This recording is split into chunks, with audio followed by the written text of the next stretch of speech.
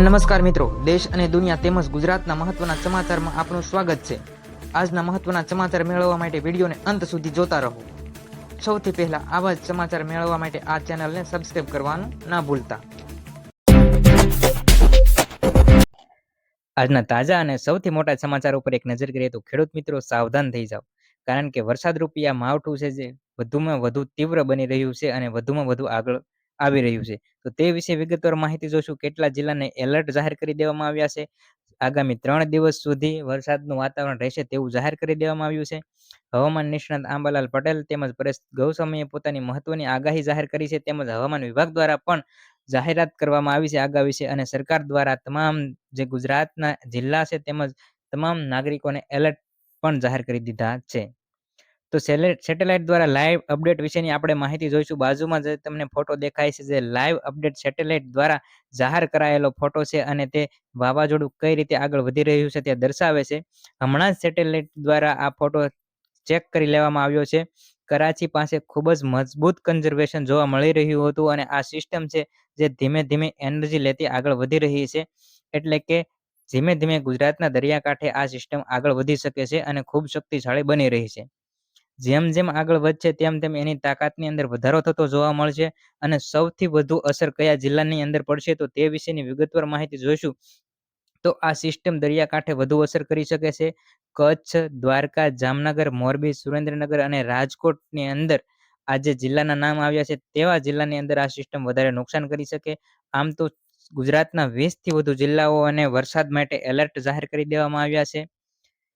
ત્યારબાદ આપણે વધુમાં માહિતી જોઈએ તો આ બધા જે વિસ્તારો છે તેમના લોકોને ખાસ ધ્યાન રાખવું છે, અને કોઈ પણ પ્રકારની બેદરકારી રાખવી નહીં, અને ખેડૂતોએ ખાસ ધ્યાન આપવું, બેદરકારી ન રાખતા। અને શું શું જોવા મળી શકે છે આ સિસ્ટમની અંદર, આ વરસાદની અંદર, આ માવઠાની અંદર, તે વિશેની પણ વિગતવાર માહિતી જોઈ લઈએ તો તીવ્ર ગાજવીજ સાથે માવઠું આવી શકે છે અને આકાશ ગરજી ઉઠશે। 30 થી 60 કિમીની અંતરે પવન ફૂંકાઈ જશે, અને વાવાઝોડાનું પણ સ્વરૂપ તમને જોવા મળશે। અચાનક જ ભારે વરસાદના ઝાપટા આવશે, કોઈ પણ વોર્નિંગ નહીં મળે, અમુક જ જગ્યાએ કરા પણ પડી શકે તેવી આગાહી કરવામાં આવી છે। ખેતરની અંદર જો ઊભા પાક હોય તો તેનું ખાસ પણ ધ્યાન રાખવું તેવી સરકારશ્રી દ્વારા જાહેરાત આપવામાં આવી છે, તેવી અપીલ પણ કરવામાં આવી છે। ક્યારે વરસાદ આવે અને કેટલા દિવસની આગાહી કરવામાં આવી છે તે વિશે પણ આપણે વિગતવાર માહિતી જોઈ લઈએ તો આગામી 3 દિવસ સુધી ગાજવીજ સાથે વરસાદની આગાહી કરવામાં આવી છે, અને આગામી 3 થી 5 કલાકની અંદર વરસાદની એન્ટ્રી થઈ જશે।